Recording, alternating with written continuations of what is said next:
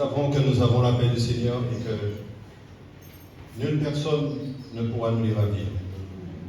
Nous savons que dans sa grâce, Dieu dispose toujours les moyens nécessaires pour ses enfants, quels qu'ils soient. Nous savons que nous sommes toujours victorieux parce que nous avons celui qui a gagné tous les combats et même le séjour des morts, on a pu le retenir. Amen. Amen. C'est vrai, aujourd'hui, nous allons parler d'un homme. Mais dans cet homme, nous croyons que chacun d'entre nous, nous avons notre part. J'essaie de dire ça. Nous avons notre part aussi. Parce que lorsque nous analysons la parole de Dieu, comme l'Écriture nous dit que toute écriture est inspirée de Dieu, est utile pour enseigner, pour corriger, pour convaincre et pour instruire, l'homme de Dieu a fait qu'il soit prompt à toute bonne œuvre. Nous voyons qu'à travers la parole de Dieu, Dieu nous parle de certains serviteurs que nous devons mettre en exergue parce que nous voyons à travers des temps difficiles, ces hommes n'ont pas fléchi leurs genoux.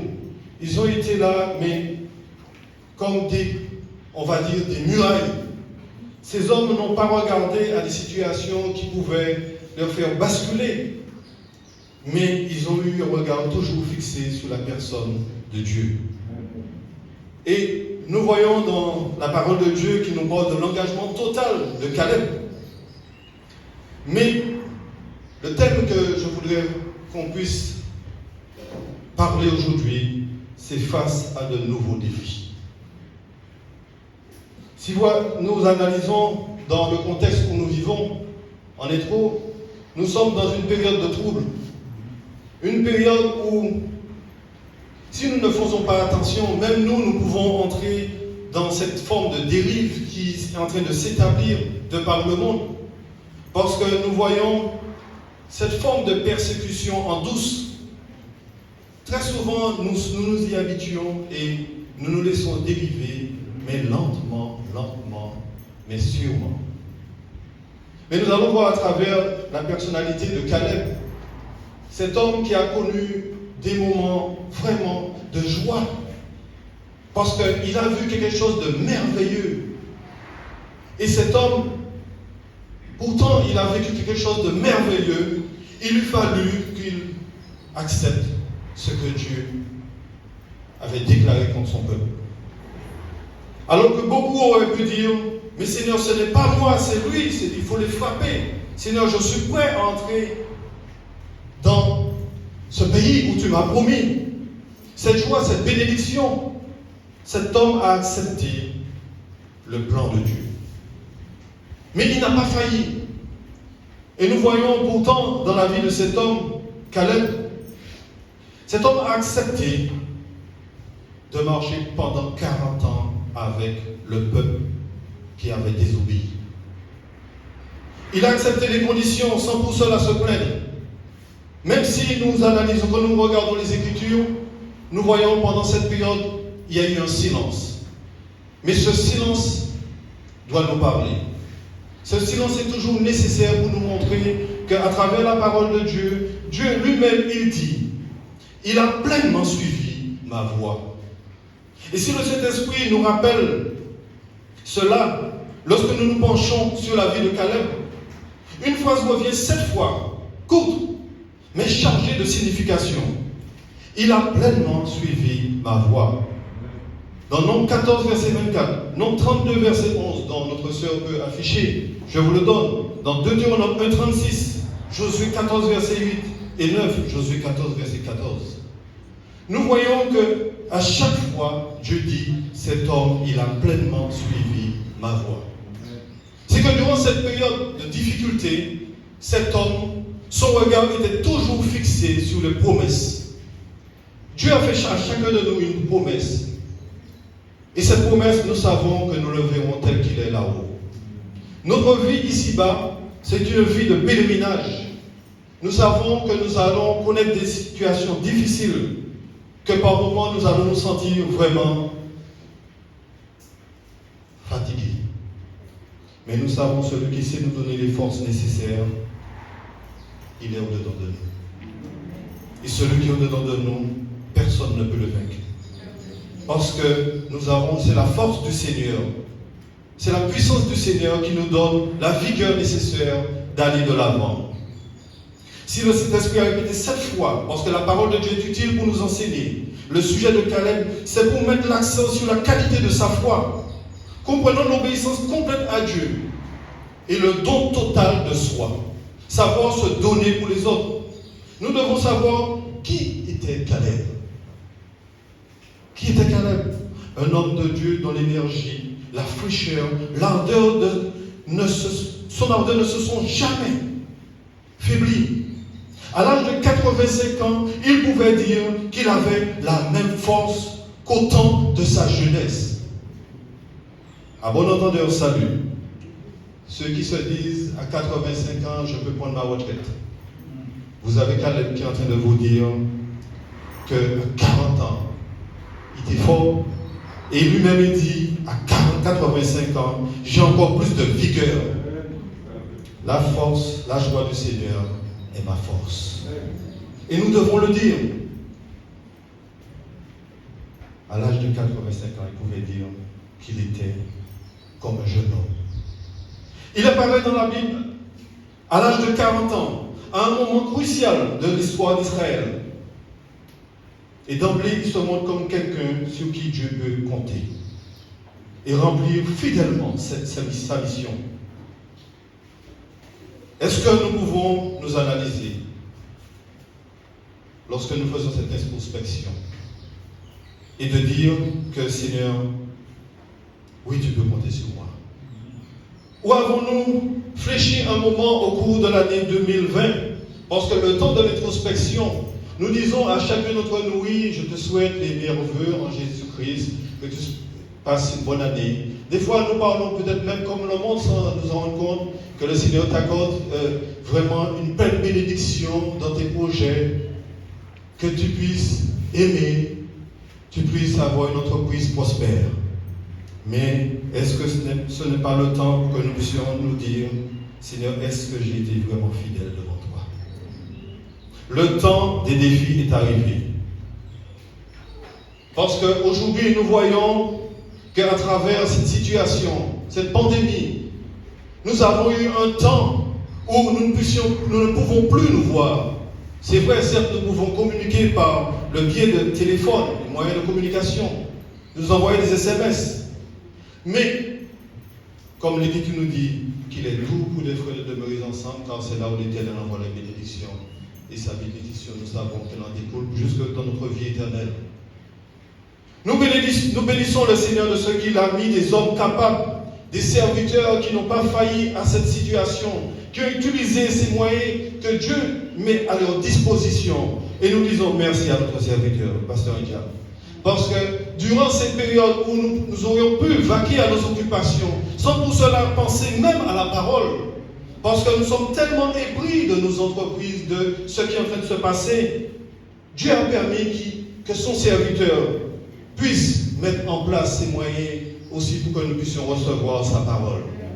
Tel nous savons que ce désert, Moïse n'a pas cessé de prêcher, n'a pas cessé d'interpeller Dieu face à son peuple. Nous voyons que Dieu a besoin des hommes comme son serviteur. Et c'est pour cela que nous le bénissons au nom du Seigneur. Disons merci, pasteur. Parce que nous avons besoin d'avoir des hommes comme notre serviteur. C'est vrai, nous savons que nous avons besoin des exemples. Parce que Dieu met toujours des hommes fidèles, comme cet homme Caleb, qui n'a pas failli, qui a maintenu le regard vers cette promesse. Caleb a vu les raisins. Caleb a vu le pays. La poussière qui s'est reposée sur les talons de Caleb. Caleb ne les a pas oubliés. Parce que chaque grain de poussière, c'était les promesses que Dieu a dit à Israël. Cette terre vous appartenait. Caleb a accepté. Bien Caleb, il est dit fils de Jéphuné, ce Kénien. C'est vrai, les hommes, à un certain moment de cette vie, ils ont dit que les Noirs n'ont pas d'âme. Et nous voyons que qui était Caleb et quelle est cette personne que Dieu honore. Dieu dit, cet homme a marché pleinement selon mes voies. Et nous bénissons le Seigneur parce que Dieu met en défi quiconque qui voudrait mettre à l'opposé ses bénédictions pour chacun de ses enfants. Il a créé tout être. Et c'est pour cela que nous allons faire cette petite lecture dans Nombre 13, verset 33. Verset 30. Verset quel autant pour moi, qu'est-ce qui se passe? 13, verset 30. Jusqu'à 33 et après 32, verset 12. Mais nous allons faire aussi le verset 11. Il est dit qu'Allah fit taire le peuple qui murmurait contre Moïse. Il dit, montons, emparons-nous du pays, nous y serons vainqueurs. Mais les hommes qui étaient allés avec lui dirent, nous ne pouvons pas monter contre ce peuple, car il est plus fort que nous. Et ils décrièrent devant les enfants d'Israël le pays qu'ils avaient exploré. Ils dirent, le pays que nous avons parcouru pour l'explorer est un pays qui dévore ses habitants. Tous ceux que nous y avons vus sont les hommes d'une haute taille. Et nous y avons vu les géants, enfants d'Anak, de la race des géants. Nous étions à nos yeux et aux leurs comme des sauterelles. Nous allons verset 32, verset 11. Nous allons prendre notre temps aujourd'hui. Ces hommes qui sont montés depuis l'âge de 20 ans et au-dessus ne verront point le pays que j'ai juré à donner à Abraham, à Isaac et à Jacob, car ils n'ont pas suivi pleinement ma voie. Nous disons Amen parce que nous savons, cet homme qui est Caleb, nous voyons, la parole de Dieu dit, excepté Caleb, fils de Jéphuné, le Kénisien, et Josué, fils de Nun, qui ont pleinement suivi la voie de l'Éternel. Amen. Nous voyons, nous avons cette image de deux personnes, mais nous allons parler d'une personne. Parce que l'histoire d'Israël nous montre que d'emblée, le peuple a failli. Alors que le peuple a vu le succès que Dieu avait déjà accordé lors de la traversée de la mer Rouge, le peuple a vu comment Dieu a pris soin d'eux. Mais face à un obstacle qui pouvait paraître vraiment minime, ils ont failli. Nous savons très souvent dans la vie des croyants, il y aura des obstacles. Ne croyons pas que notre vie sera parsemée de roses. Il y aura des obstacles. Comme dans la vie d'Israël, il y a eu des obstacles. Dieu aurait pu créer des circonstances, permettre qu'il y ait des frelons pour les chasser, permettre une famine, permettre tant de choses, de cataclysmes, afin que le peuple puisse pénétrer. Mais Dieu a voulu que le peuple puisse agir, mais agir par la foi. Et si Moïse a envoyé explorer le peuple, autant pour moi, les 12 espions, pour explorer le pays, c'est parce que Moïse attendait aussi qu'il y ait une participation de chacun de ces hommes. Mais pour aller plus vite, nous n'allons pas lire les textes que j'avais déjà pris, parce que je veux passer plus ou moins plus vite. Et cela se trouve dans Nombre, pour ceux qui prennent des notes, dans Nombre 13, versets 27 et 28, Nombre 13, 31 et 33, que vous pouvez lire chez vous, et 14, versets 6 à 9. Mais nous voulons aller plus vite parce que nous devons voir 3 points. Avancer quand les autres reculent. Persévérer quand les autres tombent. Et enfin, achever quand les autres fléchissent. C'est vrai, quand nous regardons la situation de notre monde, et nous-mêmes, quand nous faisons une introspection, nous analysons notre vie, et nous devons nous-mêmes nous dire, est-ce que nous avons été toujours fidèles? À travers cette année qui s'est écoulée, est-ce que, à travers cette pandémie, nous nous sommes remis en question pour nous dire, est-ce le temps des loisirs ou le temps de la prière? C'est vrai, bien que nous ne puissions pas venir dans la maison du Seigneur, mais nous savons que nous avons un privilège. Et ce privilège, c'est que nous pouvons entrer dans le sanctuaire lorsque nous prions. Implorer la grâce de Dieu pour son peuple. Et c'est pour cela que nous voyons, nous devons avancer quand les autres reculent. À Kadesh Barnea, tout le peuple est sur le point d'entrer dans le pays promis. Moïse a décidé d'envoyer 12 espions pour se rendre compte de la configuration du terrain. Et nous voyons cela dans Nombre 13, versets 1 à 16. Ces 12 montèrent dans le pays exploré et ils reviennent avec des fruits et une grappe de raisins. C'est pourquoi je vous ai dit qu'Alep a vu les raisins. Et nous voyons qu'à travers tout cela, il fallut 2 hommes pour porter ces grappes de raisins. Dans Nombre 13, verset 23. Dans le rapport, 10 de ces hommes font ressortir lourdement les côtés négatifs, mais vraiment les côtés négatifs de la région qu'ils ont visitée, alors que 2 hommes, Caleb et Josué, réagissent de manière positive. Que pourrions-nous dire par rapport à cela? Est-ce que la majorité remporte sur la minorité? Oserions-nous dire que la minorité n'a pas raison? Dieu n'est pas dans ce que l'homme, Dieu ne considère pas ce que l'homme considère. Dieu n'est pas dans la majorité. Il a dit, petit troupeau, ton Dieu a décidé de te donner le royaume. La majorité est trop souvent portée dans le négatif, alors que nous devons regarder le côté positif. Parce que c'est le Seigneur, c'est notre Dieu qui nous a dit que nous serons plus que vainqueurs, que personne ne peut atteindre les enfants du Seigneur. Quelles que soient les situations qui peuvent se présenter dans notre vie, nous savons que le Seigneur, il aura toujours le dernier mot. L'histoire de Job nous montre que même si Job, à un moment, il a délivré dans la souffrance, cela était dur, ses amis ont contribué à cela. Mais Job a toujours plaidé son innocence parce qu'il savait ce que Dieu est en train d'accomplir dans sa vie. Dieu avait une mission. Nous qui sommes lecteurs, comment réagissons-nous aussi face à la parole de Dieu, face aux situations qui nous sont imposées? Est-ce que nous sommes du côté des négatifs ou nous sommes du côté des positifs? Les bénédictions divines sont souvent accompagnées d'épreuves. Il n'y a pas de vie chrétienne sans combat. Tous ceux qui pensent qu'il y a une vie chrétienne pavée de roses, je suis en train de vous dire, retirez ça dans votre tête.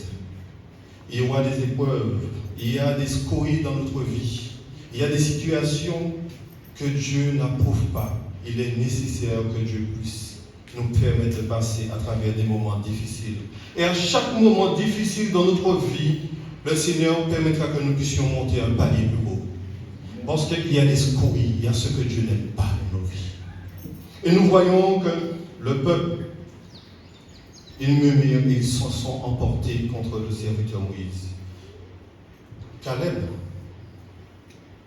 il se lève et il fait terre. Et il s'écrie en montons et en parlant du pays, nous y serons vainqueurs. Dans Nombre 13, verset 30. Voici un homme sur qui Dieu peut compter. Sa foi l'emporte et le permet d'aller contre-courant, ce qui est très fort. Et Caleb même réplique. Il ne parle pas pour une seule fois. Caleb, il est toujours prêt à monter pour combattre et pour vaincre les géants. Comment nous nous considérons? Est-ce que nous sommes prêts à nous regarder comme des sauterelles et à regarder tous les autres comme les géants? Trop souvent, nous regardons les géants et nous les faisons devenir plus hauts qu'ils ne sont. Mais Dieu qui est un Dieu, nous savons, victorieux. Si nous avons le regard fixé sur lui, nous savons que notre Dieu, c'est lui qui nous donnera la victoire. Et nous devons faire taire le peuple. Tous ceux qui veulent murmurer, nous devons leur dire non. Parce que nous sommes vainqueurs, parce que celui qui est en nous, il a déjà triomphé. Les obstacles qui nous paralysent, nous devons les faire taire. Ceux qui veulent nous faire reculer, nous devons les faire reculer. Parce que nous savons que c'est eux qui nous serviront de pâture. C'est vrai, c'est eux qui nous serviront d'ombrage, comme disait le peuple, pour les couvrir. Mais nous devons savoir que c'est nous qui sommes les plus forts. Dans Nombre 14, verset 9, nous voyons à Kadès, Caleb prend position pour Dieu de la même manière que dans les temps où nous sommes. Lorsqu'on veut nous faire nous taire à travers toutes les circonstances, dans les entreprises, on nous dit qu'il ne faut plus faire du prosélytisme. Là où nous nous trouvons, nous ne pouvons plus prêcher. Nous devons dire non. Parce que nous savons que notre Dieu nous a donné pour mission d'aller et de prêcher sa parole, d'annoncer sa parole de par le monde. Nous ne devons pas nous laisser embrigader dans ce que le monde est en train de faire, dans cette famine qui est en train de s'installer, cette sécheresse qui est en train de miner la vie des églises. Nous voyons combien des hommes et des femmes qui avaient aux yeux des autres une vigueur, et face à une telle situation, aujourd'hui nous sommes en train et nous pouvons nous poser la question, où sont-ils? Nous devons toujours regarder et rester et garder les yeux fixés sur Dieu. Cela est une nécessité, certes pour nos entreprises, pour notre réussite personnelle, mais aussi surtout pour notre réussite spirituelle. Gardez confiance en Dieu, parce que c'est le Dieu qui combat pour nous. Et nous voyons dans Proverbe 23, verset 7, il est dit, car il est comme les pensées de son âme. Mange et bois, te dira-t-il, mais son cœur n'est point avec toi. Nous sommes dans un monde où, lorsque nous analysons, et bien aimés, c'est vrai, nous sommes face à un défi. Nous sommes de ceux qui fonctionnent à contre-courant de ce monde. Le monde, lors du déconfinement, qu'est-ce qui a été? Vous tous, vous savez ce qu'il voulait faire. Faire du plaisir, aller fêter. Au lieu de se remettre en question, au lieu d'analyser, de faire cette introspection et de se dire que le temps n'est pas à la oisiveté, ni ce qu'on peut dire à la faliente, on n'a pas plaisir. Il y a une dame pendant cette période, au premier confinement, elle m'a appelé, elle m'a dit que il faut que je fasse quelque chose de ma vie. Elle m'a dit, il faut que je prenne une position pour Dieu. Elle connaît la parole de Dieu. Je lui ai dit, si tu veux, je te donne le numéro du serviteur, tu pourras entrer en contact. Elle m'a dit, non, je vais venir lors du déconfinement. Je ne l'ai jamais revu. Et il n'y a pas longtemps, elle m'a appelé, je lui ai dit, où sont passées tes résolutions? Où étais-tu? Penses-tu que tout est terminé? Elle m'a dit, c'est vrai, je reconnais que je n'ai pas fait le nécessaire. Les gens fonctionnent avec les émotions. Les émotions, il n'y a qu'à tromper. Et nous voyons très certainement ces personnes ont recherché la partie économique, à faire du bénéfice, à rechercher, à relancer leur entreprise. Au lieu de rechercher ce qui a plus d'intérêt, rechercher ce qui est céleste et non ce qui est terrestre. À un certain moment, au lieu qu'ils se remettent à s'analyser, ils ont tout oublié. Mais nous, en tant que croyants, notre résolution ne doit pas s'arrêter sur un seul jour. Notre résolution, c'est de savoir, Seigneur, là où, montre-moi là où j'ai fauté. Là où je n'ai pas été le guerrier, là où je n'ai pas résisté, là où je n'ai pas fait ce qui était selon ta volonté. Alors que, normalement, quand les autres reculent, nous devons avancer. Seigneur, montre-moi là où Seigneur, j'ai reculé. Et dans ma prière, j'aime à dire, Seigneur, protège-moi de moi-même. Parce que le plus grand danger, c'est moi-même. Tomber dans cette lassitude qui me fait croire que je suis déjà arrivé. Alors non, la marche est dans la continuité. Même si les murmures se répandent au milieu du peuple, même si le peuple s'oppose à son serviteur Moïse et Aaron, qu'ils formulent des regrets, ils veulent remonter en Égypte, nous savons que l'incrédulité se transforme bien souvent en rébellion. C'est ainsi que Dieu voit tous ceux qui manquent de foi. Il est important de retenir la comparaison de ces 10 espions. Il est dit, nous étions à leurs yeux comme des sauterelles. Même cette comparaison semblait réaliste, même si elle semblait réaliste, il était aussi le résultat d'un constat de leur propre personne. La parole de Dieu, c'est la parole de Dieu. Point barre la ligne. Nous devons nous analyser. Si Dieu nous dit ce qu'on va faire n'est pas bon, eh bien, pas bon. Point barre la ligne. Mais nous voyons que ces hommes ont analysé les choses avec leur regard. Caleb et Josué, ils l'ont analysé avec le regard de Dieu. Comment est-ce que nous nous voyons? À chacun de se poser la question. Comment tu te vois? Il n'y a que deux façons de savoir. Es-tu une sauterelle ou un géant? Lorsqu'il y a des manques d'objectifs et de combativité, nous nous rendons coupables devant Dieu. Très souvent, nous regardons les géants au lieu de regarder Dieu. Nous regardons ce que la vue humaine regarde, alors que la parole de Dieu dit, Dieu ne regarde pas selon l'homme. Dieu ne regarde pas selon la ressemblance humaine.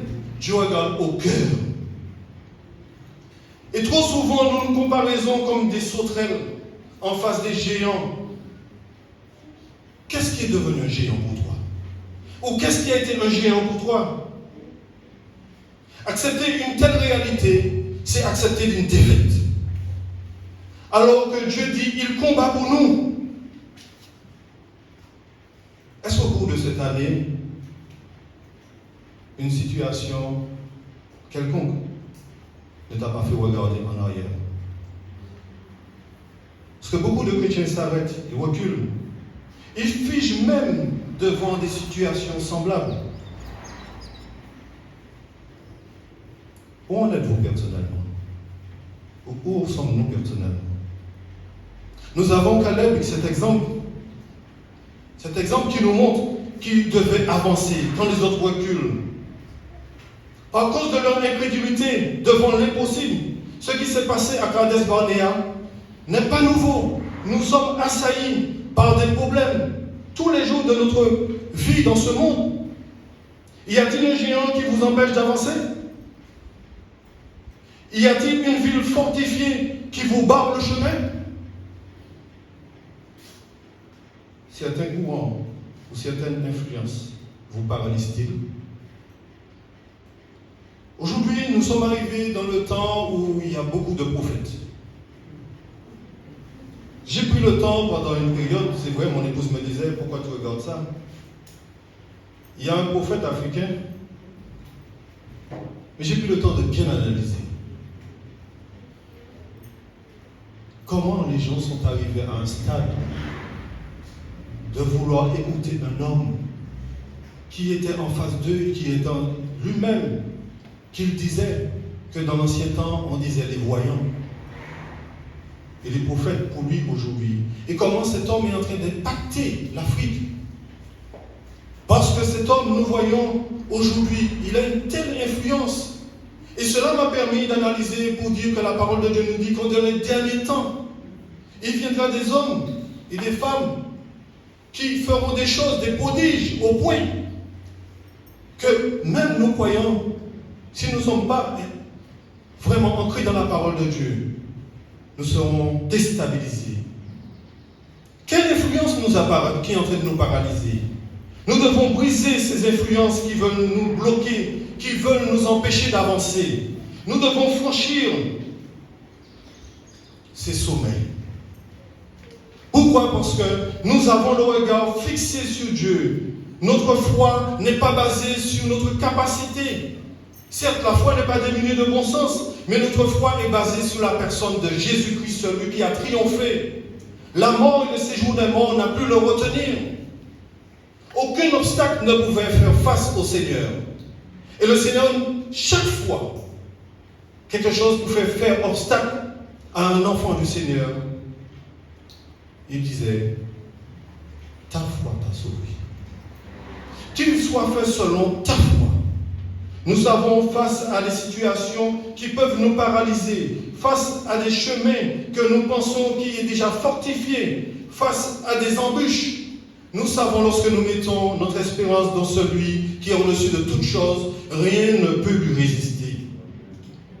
S'il y a eu au cours de cette année une quelconque situation qui a voulu nous bloquer, que nous nous sommes arrêtés, ou nous sommes en train de regarder et de dire retournons vers l'Égypte, nous savons que nous devons avancer quand les autres reculent.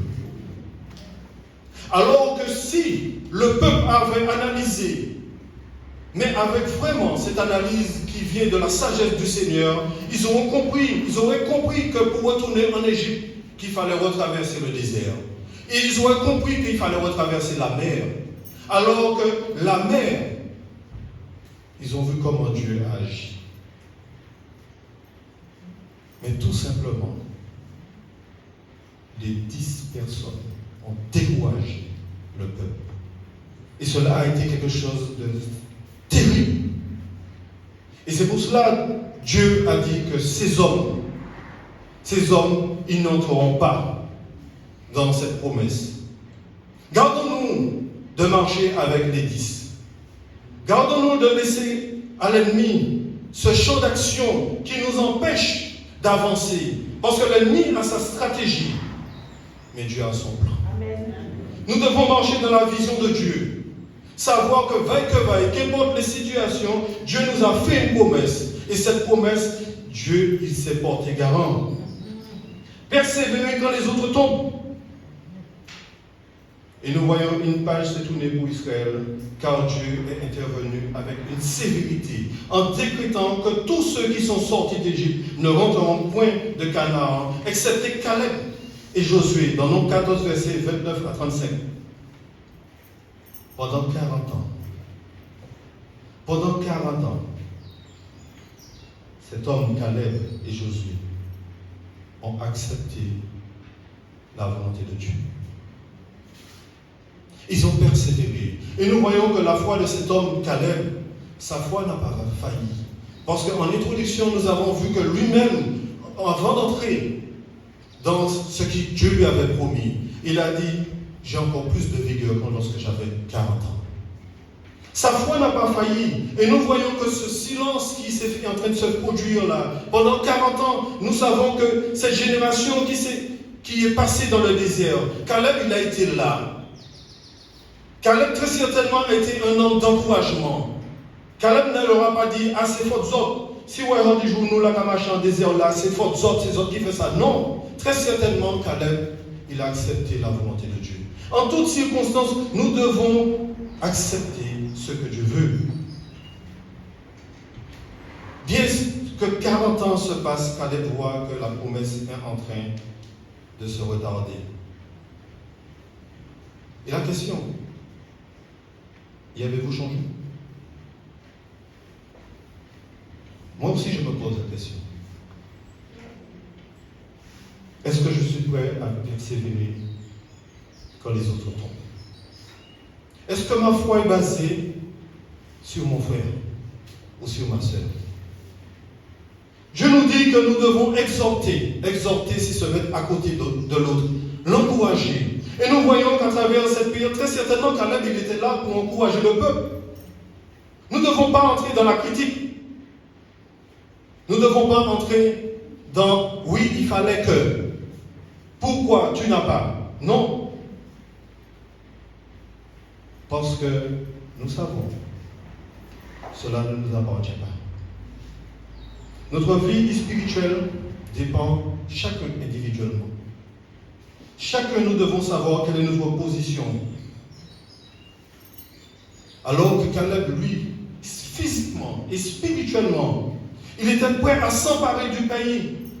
Force d'une race incrédule et rebelle dans Deutéronome 1, verset 30, Dieu en parle. Lui et José, ils doivent tourner en rond pendant 40 ans.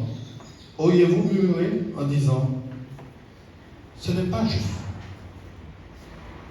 Des fois, les enfants aiment dire ça. C'est pas juste. Mais nous sommes aussi des enfants. Nous sommes des enfants du Seigneur. Amen. Des fois, nous disons, Seigneur, c'est pas juste ce que tu fais. C'est du temps perdu. À quoi cela sert-il? Au contraire, Caleb ne s'est pas laissé aller. Au contraire, mes bien-aimés,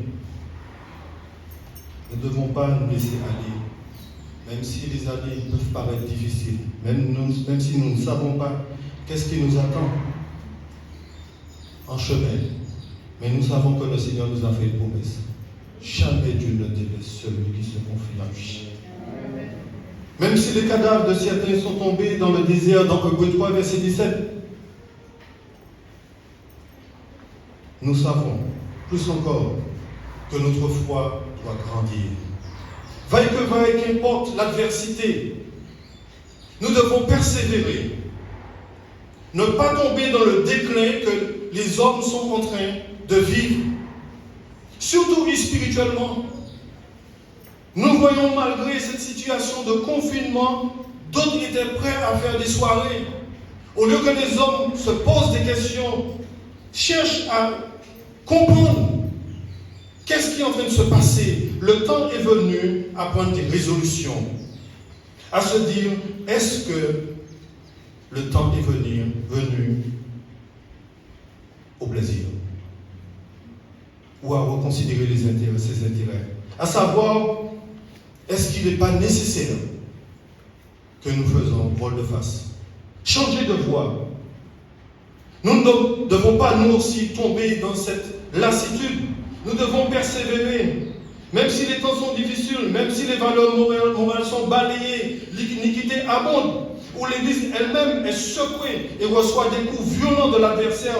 L'attitude de Caleb est un appel à ne pas tomber avec les autres, mais à conserver toute une vigueur dans la communion avec Dieu et dans la vision de sa gloire. Nous devons toujours avoir le regard fixé sur Dieu. Et la parole de Dieu nous dit, dans le psaume 92, verset 10, parce que Caleb, à 85 ans, l'Éternel, il dit, l'Éternel m'a fait vivre. Dieu a notre existence entre ses mains. Il a notre destinée entre ses mains. Et nous voyons le psaume 92, verset 10, qui nous dit, et tu me donnes la force du buffle. Je suis arrosé avec une huile fraîche. Le psaume 103, verset 5. C'est lui qui rassasie de bien ta vieillesse, qui te fait rajeunir comme l'herbe. Alors, tous les retraités, ceux qui se sont mis en retraite, ou bien à la retraite, autant pour moi, Caleb est là pour nous faire comprendre qu'il n'y a pas de retraite. Nous pouvons prier, parce que nous savons que nous avons cette énergie du Seigneur, cette source qui vient du Seigneur, qui coule au-dedans de nous. La force du Seigneur, la joie du Seigneur est ma force. Celui qui rassasie de bien ta vieillesse. Caleb savait que la promesse que Dieu lui avait faite, Dieu ne pouvait faillir à sa promesse. Caleb savait que Dieu il est fidèle et juste pour accomplir ses promesses. De la même manière que nous devons savoir que Dieu il est fidèle et juste pour accomplir les promesses qu'il a faites en notre faveur. Nous savons que même si nous pouvons passer des périodes, comme je disais, et je le réitère, des périodes difficiles dans notre vie, Dieu nous a fait une promesse, jamais ne nous abandonnera. Même si nous avons cette pensée comme Caleb, cette terre de Canaan qu'il avait foulée, cette promesse que Dieu lui a faite à son sujet, qu'il verra le pays, cela demeure dans son cœur. Nous devons garder dans notre cœur vraiment la parole du Seigneur. Ne pas fouler la parole du Seigneur sous nos pieds, mais toujours garder cette espérance Parce que nous savons,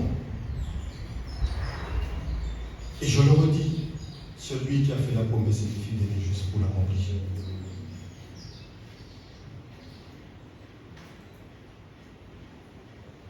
En est-il ainsi de nous quant à la parole de Dieu? Est-ce que nous sommes comme Caleb? Garder la parole de Dieu dans nos cœurs? En est-elle attachée à nos pieds? Ou n'est-elle pas qu'enfermée dans notre tête? Éphésiens 6, verset 15. La parole de Dieu nous dit: mettez pour chaussure à vos pieds le zèle que donne l'évangile de paix. C'est vrai. Aujourd'hui, lorsque nous regardons ce que nous côtoyons, il y a beaucoup qui parlent du Seigneur. Mais ils parlent du Seigneur, mais de manière intellectuelle. Ils savent que le Christ, ils disent avant Christ et après Christ. Mais si nous leur disons, est-ce que Christ est vraiment ton sauveur? Est-ce que Christ a pris la place dans ton cœur? Est-ce que lorsqu'il frappait dans la porte de ton cœur, tu lui as laissé entrer? Voici, je frappe, dit le Seigneur. Nous ne devons pas être comme de ceux qui enferment la parole de Dieu dans notre tête parce que nous savons que nous avons une capacité intellectuelle à retenir. Mais nous devons la garder dans nos cœurs. Et lorsque nous gardons la parole de notre Dieu dans notre cœur, nous savons que nous allons persévérer comme cet homme Caleb, qui est un exemple pour nous montrer qu'il a tenu, qu'il a persévéré, qu'il a accepté de traverser le désert. Et nous voyons que malgré tout cela, il n'a pas hésité à reconforter. Ce n'est pas le temps de nous attarder aux futilités, ni aux choses viles de ce monde. Nous devons nous poser cette bonne question. Quelle est la position de notre foi?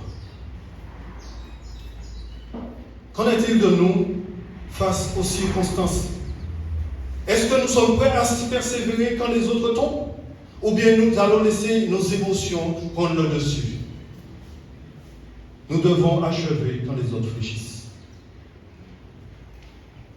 Et achever quand les autres fléchissent, ce n'est pas parce que nous avons déjà gagné des guerres, parce que le peuple Israël, là maintenant, était déjà passé à travers le Jourdain. Et Caleb a vu les victoires, ce qui s'est passé.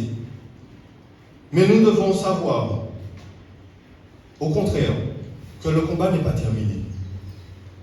Le combat, c'est toujours d'actualité.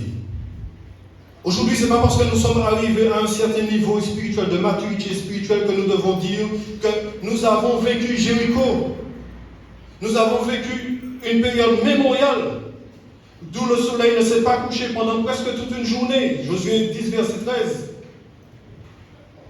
Mais nous devons aller toujours vers l'avant, parce que, vaille que vaille, qu'importe cette situation, nous savons que le Seigneur, il est là avec nous.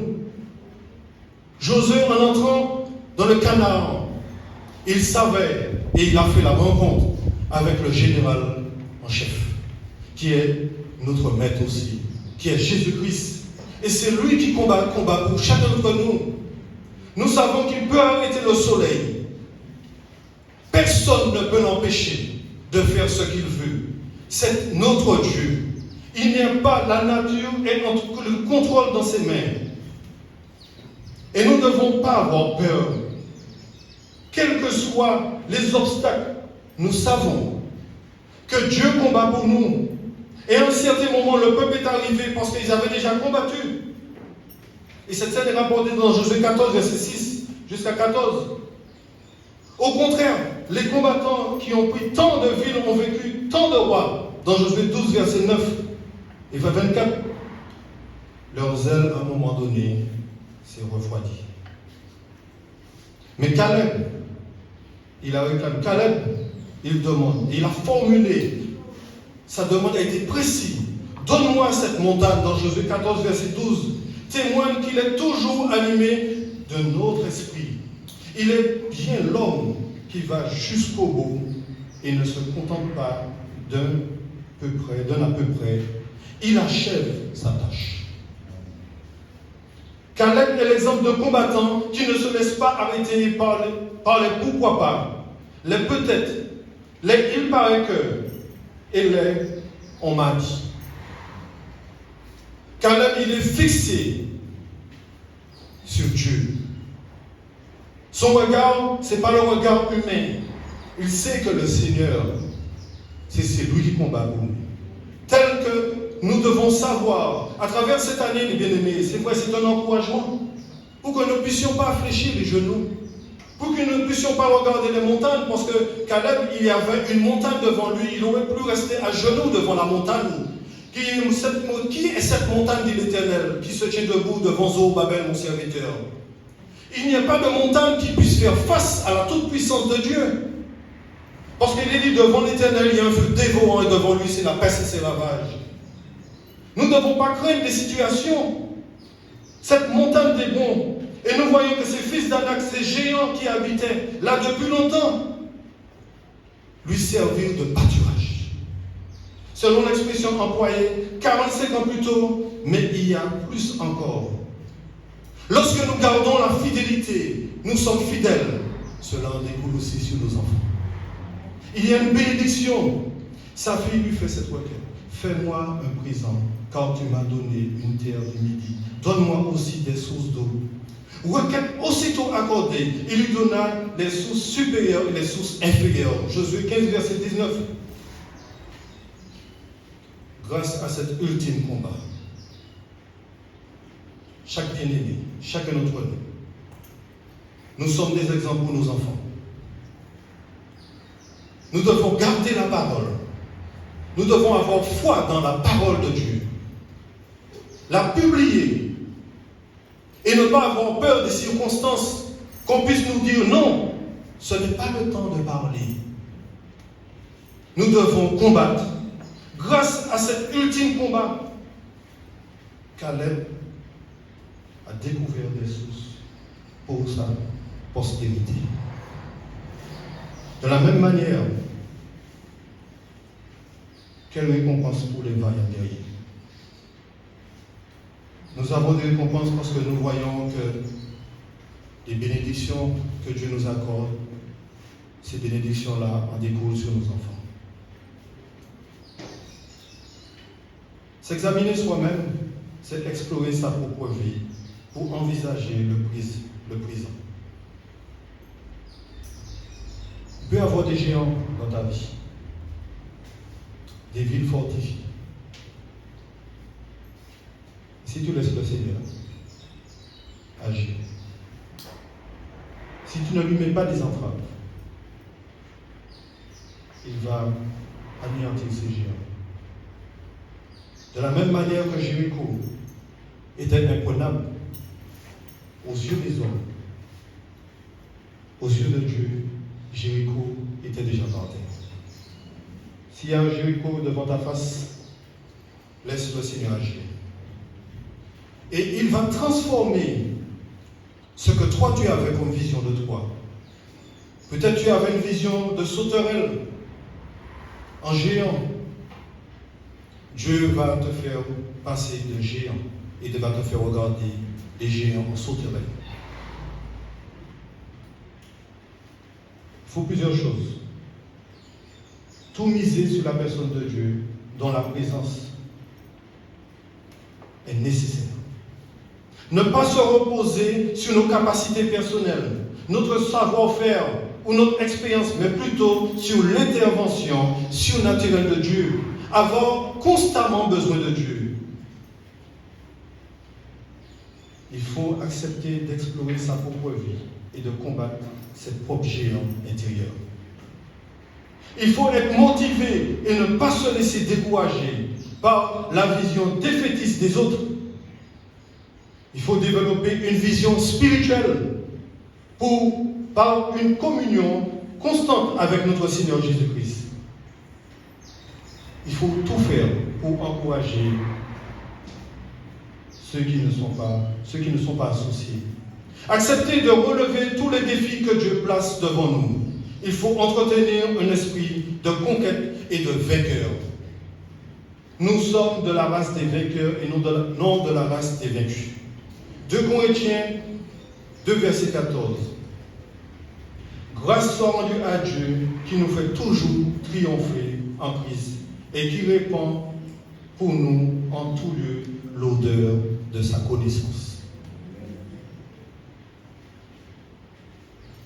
Quelles que soient les circonstances qui pourraient se présenter lorsque tu feras ou nous ferons cette introspection dans notre vie, nous devons comprendre que le temps est venu pour nous d'avancer et de ne pas reculer.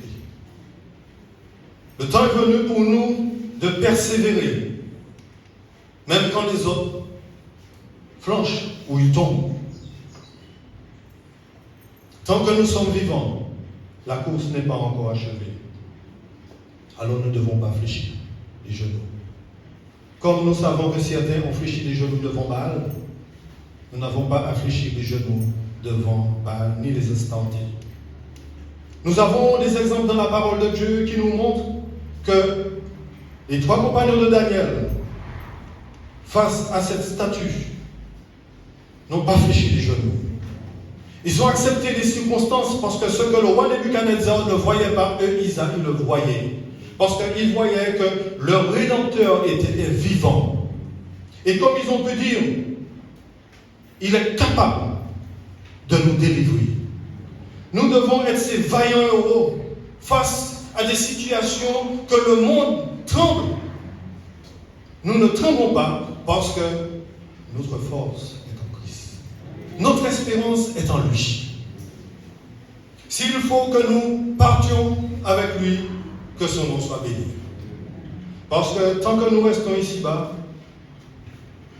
il y aura des souffrances, il y aura des douleurs, il y aura des peines. Et pour vous dire, nous n'aurons pas à lutter contre nous-mêmes. Si le Seigneur nous dit, bon, ton temps est arrivé, va y aller haut, entre la joie de ton maître. Puis chacun d'entre nous remettre en question. Comme je crois, premièrement, cela a été pour moi. Parce que nous sommes face à un nouveau défi. Et bien aimé, rien ne va changer.